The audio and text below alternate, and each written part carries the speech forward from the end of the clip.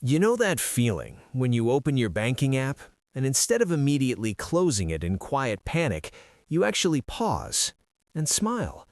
No emergency math running in your head.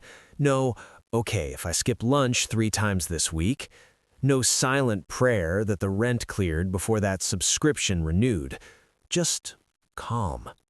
That specific feeling, that moment where money stops being a source of low-grade anxiety and starts feeling like something you actually control, it does not happen at $1 million.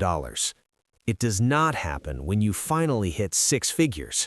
Most financial gurus will tell you otherwise, because 6 figures sells courses, and $1 million sells dreams.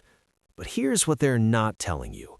There is a much smaller number, a number hiding in plain sight that completely transforms how you think about money, how you show up at work, what opportunities you can even recognize, and whether you will spend the next decade building wealth or just surviving until Friday. Most people have no idea this threshold even exists, and the ones who do cross it almost never understand why everything suddenly felt different.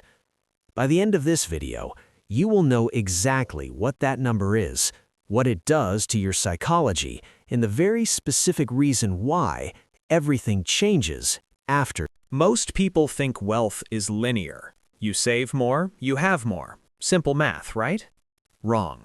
Wealth does not build in a straight line. It builds in thresholds, invisible barriers, where once you cross them, the entire rules of the game change. And $20,000 is the first one that actually matters. Not because of what it buys you, not because of what it looks like in your account, but because of what it does to the way your brain operates. Here is something most finance content will never tell you. When you have little to no savings, your brain is not in wealth-building mode. It is in survival mode. And survival mode is not a mindset problem. It is not laziness. It is not a lack of discipline. It is neuroscience. When financial pressure is constant, your brain dedicates the majority of its processing power to immediate threats. Can I make rent this month? What happens if my car breaks down? What if I lose this job? Every single decision gets filtered through fear, through scarcity, through what is the safest move right now, not what is the smartest move long term.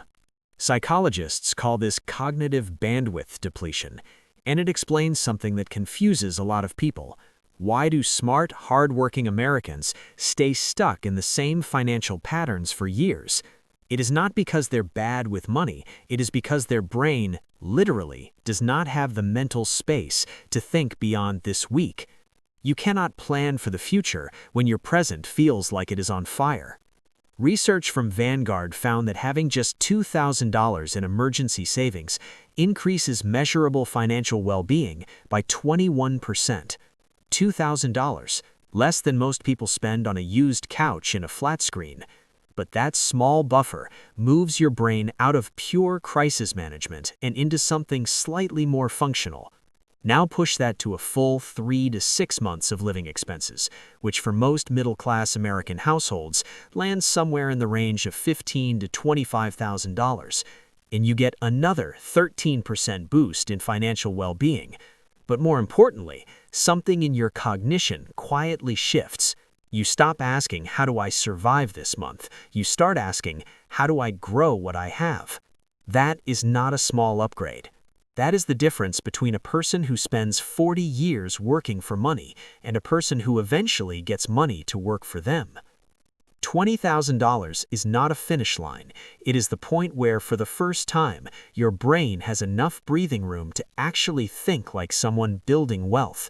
And once that switch flips, it is very hard to go back. Let us talk about the math, because this is where most people have a genuinely surprising moment. Assume you are saving $1,000 every month, earning a conservative 8% annual return on your investments. Getting to your first $20,000 takes roughly 19 months, a year and a half of discipline, a year and a half of saying no to things, a year and a half of delayed gratification while watching everyone around you spend freely. It is not easy, and honestly, most people quit somewhere in that window. But here's where it gets interesting. Your second $20,000 does not take another 19 months. It takes 17. Same monthly contribution, same investment strategy, same level of risk. You did nothing differently, and yet you shaved 2 full months off the timeline. Why? Because that first $20,000 did not just sit there. It kept working, generating its own returns, pulling its own weight, contributing to your next milestone while you slept. That's compound growth beginning to show its teeth, and it only accelerates from there. Your third $20,000 arrives faster than your second, your fourth faster than your third. By the time you've built a portfolio of $400,000, your investments are generating your next $20,000 in roughly 5 months. Let that sink in. The same amount that took you nearly 2 years to save the first time is now appearing automatically every 5 months without any additional effort from you. This is not a secret investment strategy. There is no exclusive hedge fund involved, no accredited investor loophole, no wealthy family connection required. It is the same index funds available to everyone, the same brokerage accounts anyone can open in 15 minutes. The only variable that changed is scale. And scale transforms percentages into real money. A 10% return on $2,000 is $200. Appreciated, but not life-changing. A 10% return on $20,000 is $2,000. Now we're having a different conversation. A 10% return on $200,000 is $20,000 in a single year without touching your salary, without a side hustle, without a single extra hour worked. This is what people mean when they talk about money making money. It's not poetic, it's not motivational, it's just mathematics, finally working in your direction instead of against you. The frustrating truth is, the first $20,000 is the hardest $20,000 you'll ever save. Every milestone after that gets progressively less painful and progressively more automatic. The mountain does not get smaller. You just gain momentum until gravity starts doing the work for you. Here is something the math cannot fully capture. When you save $20,000, starting from zero, you have not just accumulated money, you have done something far more valuable. You have proven something to yourself. Think about what it actually requires to build that number from nothing. You had to track where every dollar was going. You had to say no, repeatedly, to things you genuinely wanted. You had to watch people around you spend freely while you stayed disciplined. You had to do all of that consistently for over a year, and you did it. That is not a small thing. Most people never prove to themselves that they can delay gratification when it actually costs them something. But you did, and that proof quietly rewires your entire financial identity. Before $20,000, you might have described yourself as bad with money, as someone who can never seem to save. After $20,000, that story does not hold anymore because the evidence says otherwise. You become the type of person who controls money instead of being controlled by it. And that identity shift affects every financial decision you make going forward. But there is another upgrade that happens here that almost nobody talks about. Your ability to see opportunity completely changes. When you are living paycheck to paycheck, every unexpected expense is a crisis.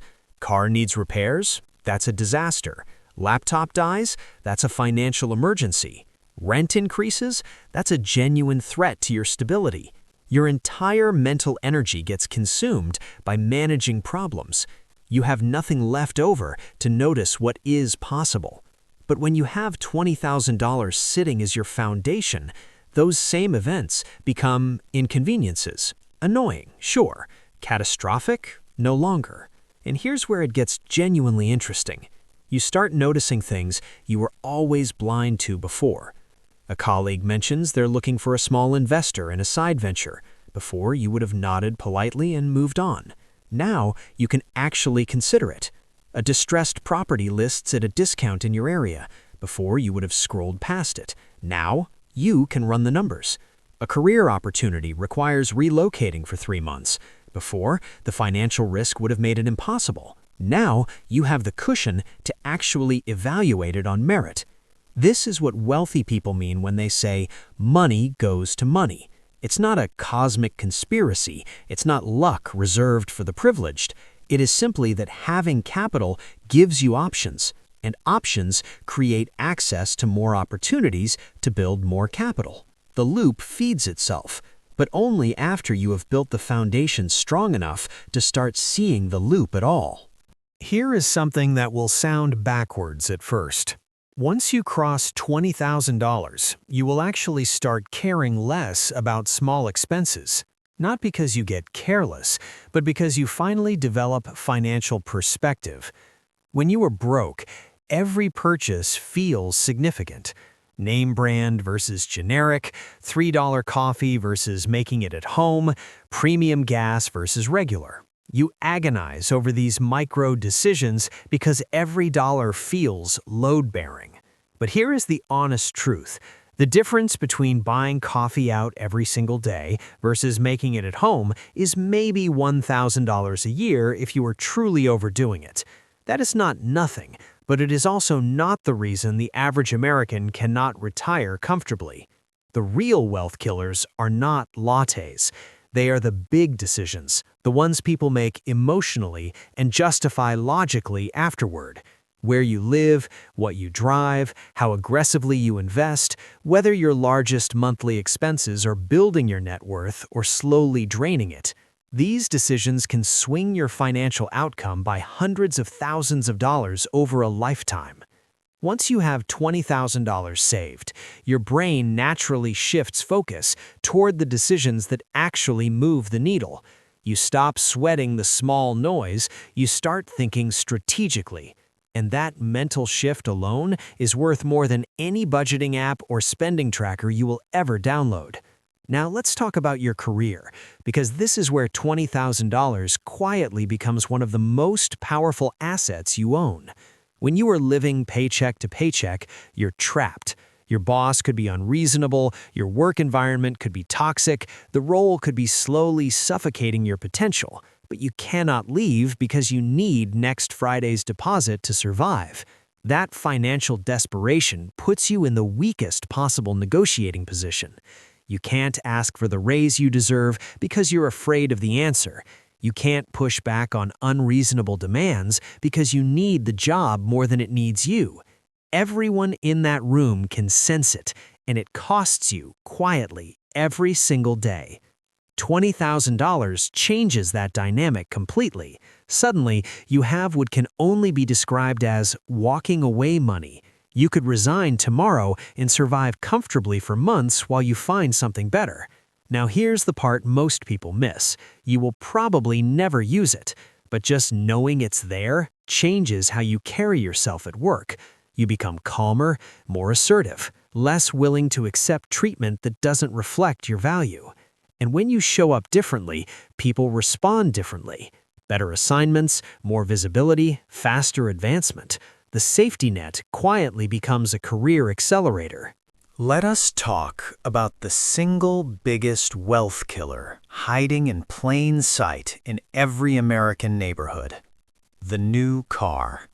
Between monthly payments, insurance, maintenance, and fuel, the average American household spends somewhere between $600 and $800 every single month just to have transportation. Over 40 years, that is nearly $400,000 quietly leaving your net worth to get you from point A to point B. In the moment you drive that new car off the lot, it loses roughly 20% of its value. You did not just spend money, you destroyed wealth with cup holders. Now, take that same $600 monthly, invested consistently at a historical average return over those same 40 years. You are not looking at $400,000 spent. You are looking at over $1.7 million built. Same income, same 40 years, completely different outcome. This is what opportunity cost actually looks like when you run the numbers honestly. And this mindset, this ability to see every major purchase not as a monthly payment, but as a long-term trade-off against your future freedom, that is exactly what $20,000 teaches you. Not because someone lectured you about it, but because you have now sat with real money long enough to understand what it is actually worth. You stop asking, can I afford the monthly payment? You start asking, what am I trading away permanently for this temporary feeling of having nice things? That question alone separates people who look wealthy from people who are quietly becoming wealthy. $20,000 will not make you rich overnight, but it will change the lens through which you see every financial decision going forward. It's the difference between reacting to your financial life and deliberately designing it. The first $20,000 is the hardest. Every milestone after that gets lighter. Start building that foundation, because the version of you 10 years from now is entirely dependent on the decisions the current version of you makes today. If this shifted how you think about money, consider subscribing. There's more where this came from.